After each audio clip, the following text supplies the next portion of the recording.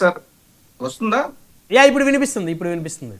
నమస్తే బ్రహ్మనాయుడు గారు, చెప్పండి. సో బాగున్నారా? చాలా రోజుల తర్వాత రాజీవ్ గాంధీ గారు డిబేట్ కోసం ఆరోగ్యంతో మళ్ళీ రాగలిగాను డిబేట్స్ కి. రైట్. సో ఇకపోతే విశాఖ వేదికగా జన సైన్యం ఉప్పెనలా ఎగిసిపడతా ఉంది. సో మరికొసేపట్లో సభ ప్రారంభం కానుంది. సేనతో సేనాని సభ విశాఖ దద్దరిల్లబోతా ఉంది. సో మరి ఆ సెగలు తగులుతా ఉన్నాయా వైఎస్ఆర్ కాంగ్రెస్ పార్టీకి? అక్కడ ఏమన్నా ఆ మీటింగ్ ఎక్కడైతే పెడతా ఉన్నారో ఇందిరా ప్రియదర్శిని మున్సిపల్ స్టేడియం వేదిక, అది నా సొంత నియోజకవర్గం, నా సొంత వార్డు, మా ఇంటికి కోతవేట దూరమే. సెగ తగలటం కన్నా పాపం మాకైతే వైఎస్ఆర్ కాంగ్రెస్ పార్టీ నాయకులు, కార్యకర్తలుగా, లేదంటే స్థానిక ప్రజలుగా అక్కడ వస్తున్నటువంటి జనసేన వాళ్ళు లేదా సోషల్ మీడియాలో వాళ్ళ బాధలు, వాళ్ళ ఇబ్బందులు బయటికి చెప్పుకోలేరు. కక్కితే అంటారు కదా, కడుపు చించుకుంటే కాలు మీద పడుతుంది అన్నట్టు అలా ఉంది వాళ్ళ పరిస్థితి. ఎవరో పొద్దున ఎవరో మాట్లాడుతుంటే విన్నా నేను. ఏంటంటే సింపుల్ లాజిక్ గా మాట్లాడుకుంటున్నారు ప్రాంతంలో. ఉదాహరణకి మన రాష్ట్రం 175 నియోజకవర్గాలు, అందులో 21 జనసేన పోటీ చేశారు. 100% స్ట్రైక్ రేట్ అని వాళ్ళు చెప్తున్నారు. అయితే మిగతా చోట్లన్నీ కూడా తెలుగుదేశం పార్టీ కోసం వీళ్ళ తాలూకా ఇన్ఛార్జీలు అందరూ కూడా సీట్లు త్యాగం చేశారు. ఇక్కడ 21 చోట్ల కూడా let it be BJP or TDP కూడా జనసేన కోసం వాళ్ళు త్యాగం చేశారు. పొత్తుదారుని కూటమి జాతీయ ఎన్నికల్లో గెలిచారు. గెలిచిన తర్వాత నామినేట్ పోస్టులు ఎవరికి ఇవ్వాలి? త్యాగాలు చేసిన వాళ్ళకి ఇవ్వాలి. కానీ ఇక్కడ వింత ఏం జరుగుతుందంటే, తెలుగుదేశం పార్టీ ఇన్ఛార్జ్ ఉన్న ప్రతి చోట, అంటే ఎమ్మెల్యే లేకుండా ఇన్ఛార్జ్ ఉన్న ప్రతి చోట తెలుగుదేశం పార్టీ వాళ్ళకి చైర్మన్ పదవులు వచ్చినాయి. కానీ జనసేన పార్టీ ఇన్ఛార్జ్ ఉన్న చోట చాలా మందికి జనసేన వాళ్ళకి పదవులు రాలా. కనీసం వాళ్ళ పార్టీ, వాళ్ళ కార్యకర్తలు సరే నైరాశ్యంలో ఉన్నారు, వాళ్ళు బాధపడుతున్నారు, వాళ్ళు చెప్పుకోలేకపోవచ్చు, ఆ బలాలు చెప్పుకుంటారు. మీరు నన్ను సెగలు తగ్గుతున్నాయని అడిగితే ఉత్సాహం దేవుడికి కానీ ఉసురు అంటున్నారు. అలా ఒప్పుకున్నా ఒప్పుకోపోయినా వాళ్ళ ఆ పార్టీ అంతర్గత వ్యవహారం వాళ్ళని చూసుకోవాలి.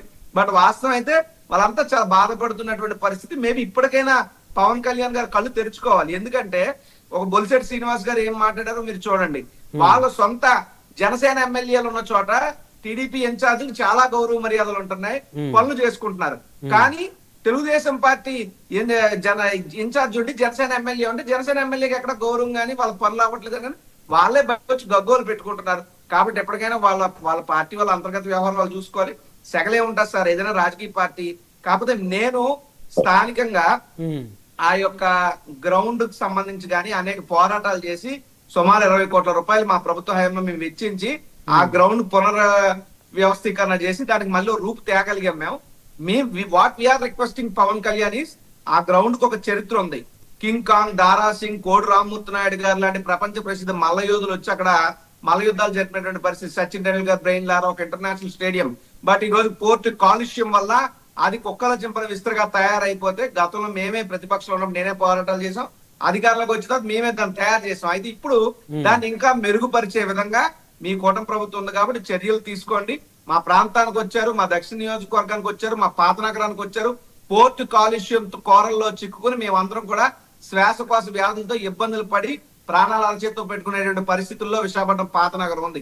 అయితే గతంలో మేము అక్కడ 30 feet హై రైజ్ వాల్స్ కానీ 10 లక్షల మొక్కలు నాటించడం కానీ, అప్పుడు కేంద్ర ప్రభుత్వానికి గడ్కరీ గారికి మేము నివేదిక, మేము ప్రతిపాదన పంపించాం. ఏమని? 1 time ఇన్వెస్ట్మెంట్ చేసి షెడ్యూల్ నిర్మించి దీన్ని కంటైనర్ పోర్ట్ చేయండి, మిగతా కోల్ ఇదేమన్నా ఉన్నా సరే దాన్ని భవనం పాడుకు మార్చండి. జస్ట్ లైక్ చెన్నై ఎలాగైతే కంటైనర్ పోర్ట్ చేశారో నగరం నడిగొడ్డున అయిన తర్వాత అక్కడ హైకోర్టు ఆదేశాలతో ఆ విధంగా ఇక్కడ మా పోర్టును కూడా కంటైనర్ పోర్ట్ చేయండి అని చెప్పి మేము గతంలో రిక్వెస్ట్ చేసాం.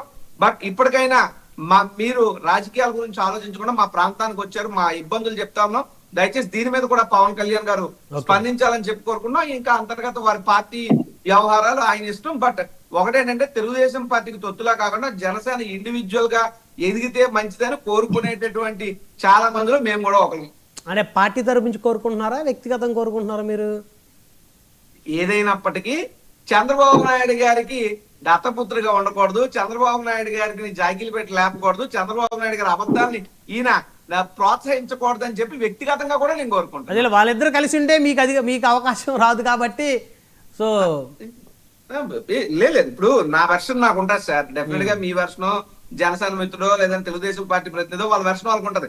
బట్ మీకు ఇప్పుడు మీరు ఆ మాట అన్నారు కాబట్టి ఒక సబ్మిషన్ నాది. వాళ్ళిద్దరూ కలిసే ఉంటున్నారని మీరు అంటున్నారు. వాళ్ళిద్దరూ పొత్తు పార్టీలే. మరి డిబేట్లకి తెలుగుదేశం వాయిస్ జనసేన వాయిస్ ఎందుకండి? ఇద్దరిని కలిపి మీరు ఒకళ్ళనే పిలవచ్చు కదా. వాళ్ళు మీరే